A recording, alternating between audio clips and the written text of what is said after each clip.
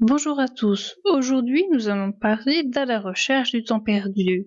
Il s'agit d'une œuvre de Marcel Proust écrite entre 1906 et 1922. Les 7 tomes de cette œuvre seront publiés entre 1913 et 1927. Dans cette vidéo, nous allons parler du côté de chez Swann, qui est le premier volume d'À la recherche du temps perdu.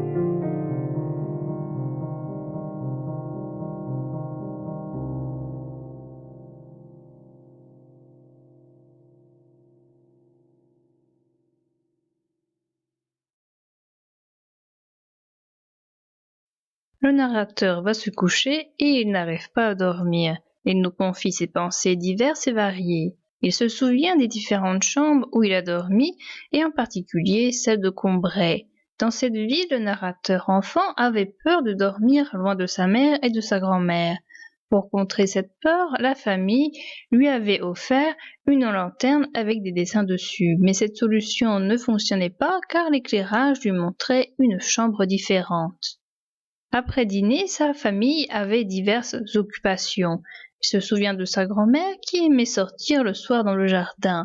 Pour la faire entrer, la grande-tante faisait boire le grand-père, ce qui plaisait ni à la grand-mère ni à Marcel. Marcel s'enfermait alors dans une pièce. Il avait déjà des prédispositions à la rêverie et à la lecture. Il avait un rituel, il attendait que sa mère l'embrasse avant de dormir. Il pensait déjà, avant que ça commence, à la fin, ce qui lui était douloureux. Il n'osait pas demander un second bisou à sa mère.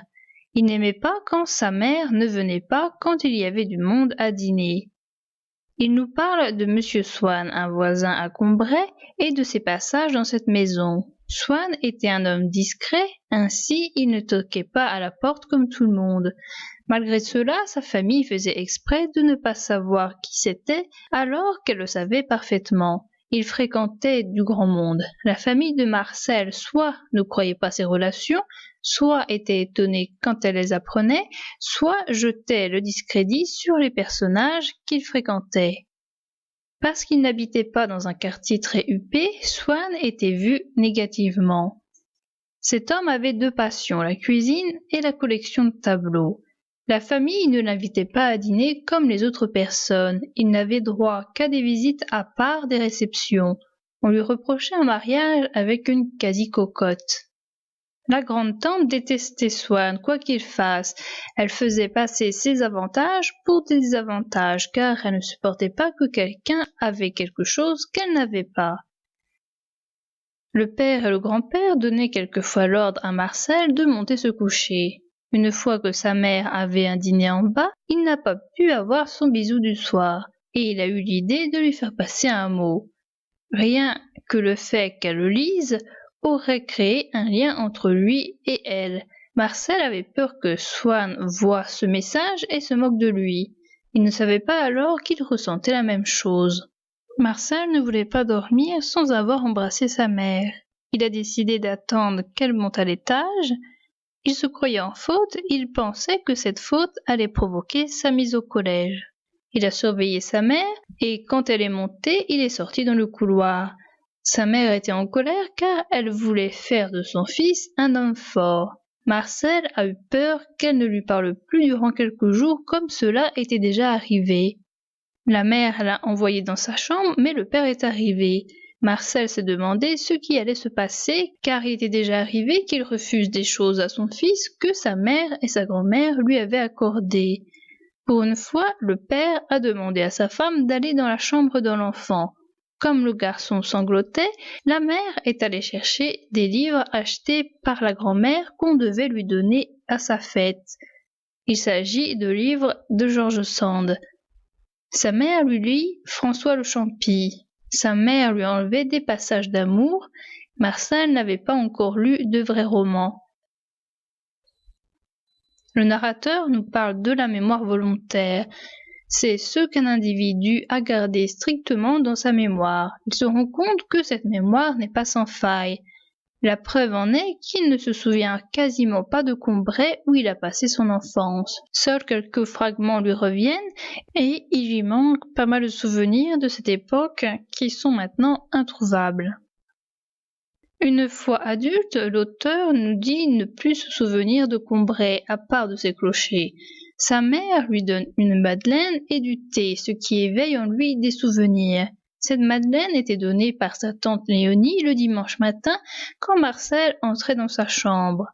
Ces sortes d'objets permettent de faire ramener les souvenirs, quel que soit le temps écoulé. Cette madeleine lui permet de retrouver des souvenirs oubliés, ou ceux dont il ne se souvient qu'en partie.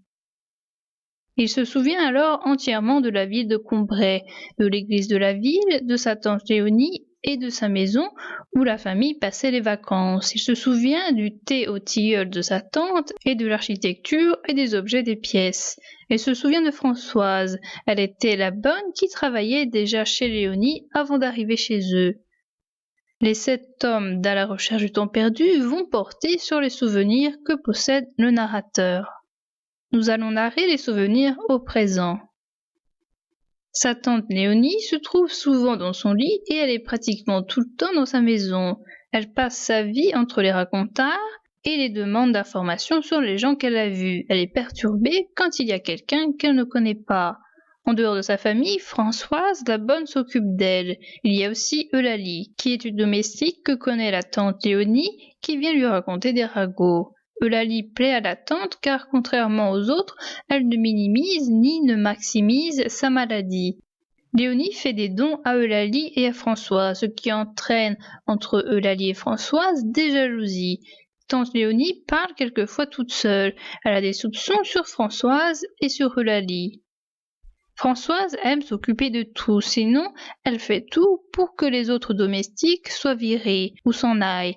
Ainsi, elle fait exprès de faire peler les asperges à la fille de cuisine, ce qui provoque chez elle de l'asthme et la fait partir. Le rythme chez tante Léonie est toujours le même, à part le samedi où les membres de la famille mangent 1 heure plus tôt. Marcel a un oncle Adolphe. Marcel va le voir à Paris. Marcel a un amour du théâtre et des acteurs. Son oncle connaît beaucoup d'actrices. Un jour où ce n'était pas le jour prévu de sa visite, il va chez cet oncle. Marcel y voit une femme qui veut le rencontrer. Il s'en rend compte que cette femme est une cocotte.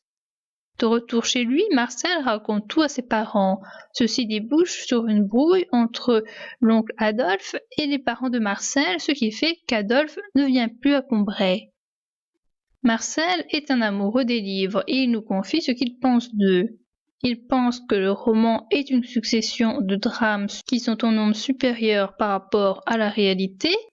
Dans la réalité, il y a beaucoup de parties qui ne nous sont pas visibles, ce qui n'est pas le cas du roman. Quand Marcel lit, il ne voit pas le temps passer. Pour lui, les livres sont une révélation de la vérité. Marcel ne peut lire que le dimanche, car sa famille prend la lecture pour de l'amusement. Marcel se fait un ami qui s'appelle Bloch. Son camarade lui conseille de lire Bergotte. Marcel sait que ses parents vont mal accueillir ses amis si Marcel les invite à la maison. Ils auront toujours quelque chose à redire, par exemple sur la famille de l'ami ou sur sa religion. Un jour, Bloch a déplu à ses parents car il est venu mouiller et pour atténuer la gêne, il a traité l'affaire avec spiritualité. La famille de Marcel l'a pris pour un idiot. Bloch a dit à son ami qu'il a entendu que sa grande-tante a été entretenue. Marcel répète ses dires à ses parents et sa famille met Bloch dehors. Marcel aime l'écrivain Bergotte. Swann lui propose, grâce à son intermédiaire, que Bergotte lui écrive un mot dans un de ses livres. Marcel lui manifeste son envie d'aller au théâtre. Swann lui parle de la Berma, qui intéressera beaucoup Marcel un certain temps. Marcel nous parle de Monsieur Legrandin, qui n'a jamais le même comportement avec lui et sa famille. Il est parfois cordial, mais il est quelquefois distant. Cet homme les snob quand il est avec certaines personnes. Une fois, la famille de Marcel demande à Monsieur Legrandin s'il a des connaissances à Balbec, car la famille va passer prochainement des vacances là-bas. Legrandin ne leur répond qu'évasivement, la famille va mal le prendre et lui garder rancune. En sortant de la maison de Combray, il y a deux chemins. Il y a un chemin qui va du côté de chez Swann et un autre qui va du côté de Guermantes. Quand la famille de Marcel a un problème avec Swann, elle ne prend plus le chemin qui va du côté de chez Swann. Par contre, quand Swann s'absente, la famille de Marcel reprend ce chemin. Un jour qu'il passe avec son père et son grand-père du côté de chez Swann, Marcel est émerveillé par le jardin de Monsieur Swann. Il y voit Gilberte, une jeune fille qu'il se met à aimer. Elle s'en va car elle est appelée par sa mère, qui est accompagnée de Monsieur de Charlus. Marcel nous parle aussi de Monsieur Vinteuil, qui est un compositeur de musique. Sa femme est morte et il fait tout pour sa fille. Il est en train de mourir de tristesse car sa fille vit avec une autre jeune fille sous son toit. Lors de la maladie de la tante Léonie, Françoise veut s'occuper seule d'elle. La tante finit par mourir. Françoise la vénérait et la respecte après sa mort. La famille fait peu de cas de ce décès. On permet à Marcel de se promener tout seul. Il pense à embrasser une paysanne, mais il ne la voit jamais. Un soir qu'il est dehors, Marcel voit mademoiselle Vinteuil, dont le père est mort depuis peu. Il l'espionne. Une autre femme arrive et mademoiselle Vinteuil cache sa tristesse face à la mort de son père. Cette femme profane son père et crache sur son portrait. Marcel voit cette femme et mademoiselle Vinteuil se livrer à des jeux amoureux, puis mademoiselle Vinteuil ferme les volets, ce qui empêche Marcel de voir la suite. Marcel nous décrit le chemin de Guermantes et de la rivière qui y passe, qui s'appelle la Vivonne. Il nous parle du duc et de la duchesse de Guermantes qu'il n'a jamais vus mais qu'il idéalise. Une fois, il assiste à l'arrivée de madame de Guermantes. Elle a la figure rouge. Il est déçu par cette femme qui n'a rien à voir avec celle qu'il avait imaginée. Marcel veut devenir écrivain. Il imagine que son père, qui est bien placé, l'aidera dans sa tâche. Mais il ne trouve pas de sujet et il ne croit pas avoir d'avenir en littérature. Marcel ressent de l'émotion par rapport au clocher de Martinville lorsqu'il les voit lors d'une promenade en calèche. Il ne peut pas s'empêcher d'écrire ce qu'il ressent face à ce paysage. Il écrit pour garder ses impressions, les décrypter plus tard et ne plus en être obsédé. Pour lui, l'écriture permet de faire vivre les choses qui meurent et de garder les souvenirs de ceux qui ne sont plus. Pour faire partie du clan Verdurin, il y a quelques conditions à remplir. Il faut admirer le jeune musicien à la mode et le docteur Cottard. Au sein de ce clan, il y a entre autres un jeune pianiste, un peintre qui s'appelle Biche, il y a Cottard qui est un médecin, Sagnette, et Brichot qui est professeur à la Sorbonne. Swann est invité chez les Verdurin par le biais d'Odette de Crécy.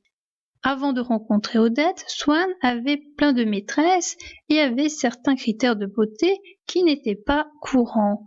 La première fois qu'il rencontre Odette de Crécy, il ne la trouve pas jolie. Elle insiste pour revoir Swann. Quand il la voit, il remarque son manque de beauté. Mais si cette femme n'est plus là, Swann pense à cette femme. Swann va chez les Verdurin. Le pianiste va jouer un morceau, bien que cela rend malade madame Verdurin.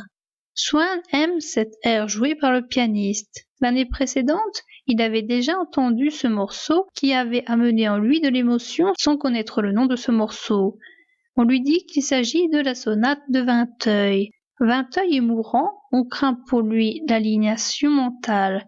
Swann a déjà vu cet homme, mais il ne se doute pas qu'il s'agit du professeur de piano de Montjouvin, car il y a un trop grand écart entre l'image qu'il a de cet homme et les émotions très fortes qu'il ressent pour cette musique. Avant d'aller chez les Verdurin, Swann passe un moment avec une petite ouvrière. Après la soirée, Odette et Swann partent ensemble. Swann la raccompagne chez elle, mais il n'entre pas dans sa demeure. Elle l'invite 2 après-midi à boire du thé chez elle. Il le trouve bon. Il désire faire d'Odette sa femme. Après son départ de chez elle, il remarque qu'il a oublié son étui chez Odette. Il retourne chez elle et il lui trouve une ressemblance avec Zéphora, qui est un personnage d'un tableau de Botticelli. Une fois, Swann arrive en retard chez les Verdurin car il a passé trop de temps avec la petite ouvrière. On lui apprend qu'Odette est partie, il en ressent de la tristesse. Swann aime avoir l'air indifférent face à Odette. Cependant, ce soir-là, il la recherche. Il la rencontre par hasard dans un restaurant. Tous deux rentrent dans la même voiture. Après un choc de la voiture, Swann remet les fleurs dans le corsage d'Odette. Il l'embrasse. Il la possède ce soir-là et plusieurs fois. Swann ne voit plus ses maîtresses. Il fait jouer à Odette la phrase de Vinteuil. Swann ne connaît pas le passé de cette femme et il ne sait pas ce qu'elle fait durant ses journées. Il s'attache à ne pas chercher à savoir ces informations, mais il changera d'avis en cours de route. Les Verdurins sont jaloux, tout d'abord, des relations de Swann et ils n'aiment pas cette part impénétrable de Swann où ils n'ont pas d'action sur lui. Les Verdurins invitent le comte de Forcheville qui se comporte différemment de Swann. À cause de cela, il fait de l'ombre à Swann. Swann dit qu'il n'aime pas cet homme. Il dit clairement ses opinions, il n'est pas hypocrite. Les Verdurins remarquent l'attirance entre M. de Forcheville et Odette. Ils veulent arranger un rendez-vous entre deux sans que Swann le sache. Swann, qui donnait déjà de l'argent à Odette, se met à lui donner de plus en plus d'argent. Un jour, après avoir été à un banquet, il arrive tard chez Odette. Elle lui dit qu'elle a peu de temps à accorder à Swann et elle feint la fatigue. Ceci amène de la jalousie en Swann. Il se dit que peut-être il y avait un amant chez elle. Il ressort et va devant chez Odette pour vérifier ses soupçons. Il voit une lumière chez elle et il entend une conversation. Après avoir frappé au volet, il voit qu'il y a 2 hommes dans cette pièce et il s'aperçoit qu'il s'est trompé d'habitation. Il repart sans savoir la vérité car il ne veut pas qu'elle sache qu'il est jaloux. Un autre jour, Swann décide d'aller chez Odette à une heure non habituelle. Il entend des pas chez elle, mais elle ne vient pas ouvrir. Quand il retourne chez Odette peu de temps après, elle lui ouvre et lui sert des salades. Odette paraît triste. Swann a remarqué qu'elle est comme ça quand elle ment. Cela a déjà été le cas quand elle a menti chez les Verdurins. Odette confie à Swann des lettres pour la poste, dont une est pour Forcheville. Swann ramène cette lettre chez lui pour voir en transparence le message qu'il y a à l'intérieur. Grâce aux quelques mots qu'il peut voir, il se rend compte que l'autre jour, quand Odette n'a pas répondu quand il a frappé chez elle, Forcheville, lui, était à l'intérieur.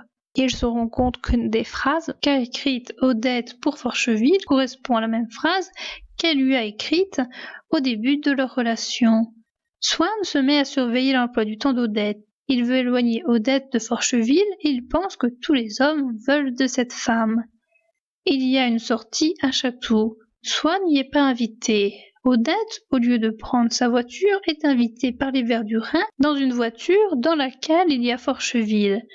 Madame Verdurin fait exprès de combiner des rencontres entre Forcheville et Odette pour que le couple Odette-Swann casse. Swann ne vient plus chez les Verdurins.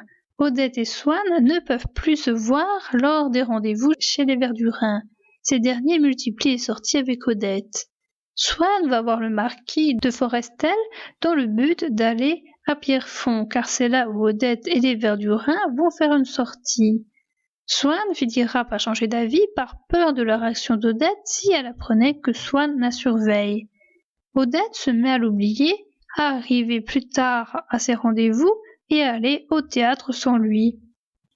Elle se met à voyager. Quand elle revient, elle ne dit pas tout de suite à Swann qu'elle vient de rentrer. Elle laisse couler du temps et ce temps devient de plus en plus long. Quand elle le revoit, elle lui ment en lui disant qu'elle vient de rentrer à Paris. Swann est de plus en plus suspicieux. Il passe d'un trop-plein de confiance à un manque de confiance. Elle lui demande de l'argent pour inviter les Verdurin à écouter du Wagner. Swann se met à espacer ses rendez-vous avec elle. Odette devient de plus en plus dure envers lui. Odette part quelquefois plusieurs mois en voyage avec les Verdurin sans donner de nouvelles à Swann. Durant ce temps-là, Swann se rend à un concert qui se passe chez Madame de Sainte-Verte. Là-bas, il y rencontre plusieurs personnes, dont Oriane Delhomme, qui s'appellera bientôt la duchesse de Guermantes. Cette femme est amie avec Swann et elle est venue avec Bazin, qui est son mari.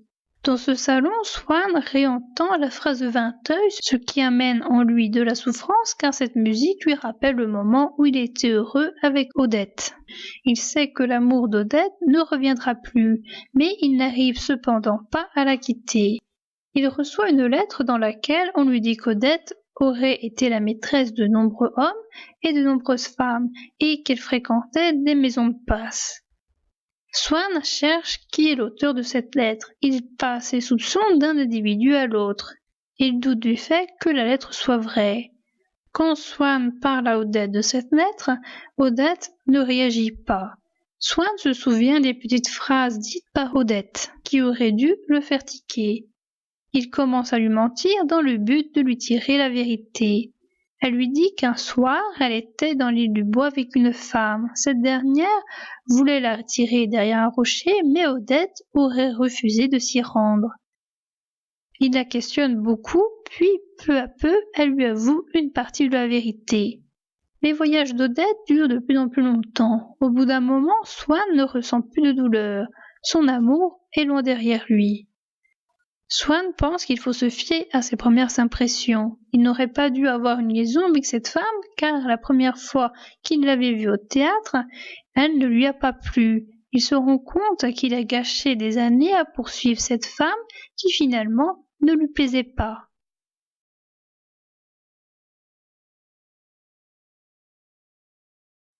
Marcel a de rêves. Il veut aller à Balbec et il veut visiter l'Italie. Pour pouvoir s'imaginer des paysages, il se base sur ses rêveries, il lit des livres et il se sert des représentations de Giotto. Quand les parents de Marcel disent à leur fils qu'il veut aller en Italie, le garçon se perd en rêverie, ce qui amène en lui de la fièvre. À cause de celle-ci et sous les conseils du médecin, la famille de Marcel décide de ne pas le laisser partir maintenant en Italie, évite de lui parler des voyages et l'empêche d'aller au théâtre. Dans un parc, Marcel se promène avec Françoise. Il entend quelqu'un parler à Gilberte. Gilberte est le nom que portait la petite fille qu'il avait vue dans le jardin de Monsieur Swann. Quand Marcel retourne dans ce parc, il cherche la jeune fille, il la trouve et il joue avec elle quand elle est là. Quand elle n'est pas là, elle lui donne différentes raisons. Elle ne peut pas être là quand elle est invitée ailleurs, quand elle a ses études à faire, quand sa mère l'emmène faire les courses ou quand il fait mauvais temps. Marcel se dit amoureux d'elle. Marcel achète 2 billes. Après lui avoir demandé laquelle est la plus belle, Gilberte lui tend une des 2 billes et lui dit de la garder en souvenir. Quand il lui demande des brochures de Bergson sur Racine, elle les lui apporte. Marcel est triste quand elle ne vient pas au parc. Il attend une lettre d'amour de Gilberte. S'il ne voit pas cette jeune fille, il se promène devant la maison de Swann avec l'espoir de la voir. Odette de Crécy est maintenant Madame Swann et Gilberte est sa fille. Marcel nous décrit longuement le bois de Boulogne où passe quelquefois Madame Swann. Marcel nous parle beaucoup de Madame Swann qui est une femme qu'il admire.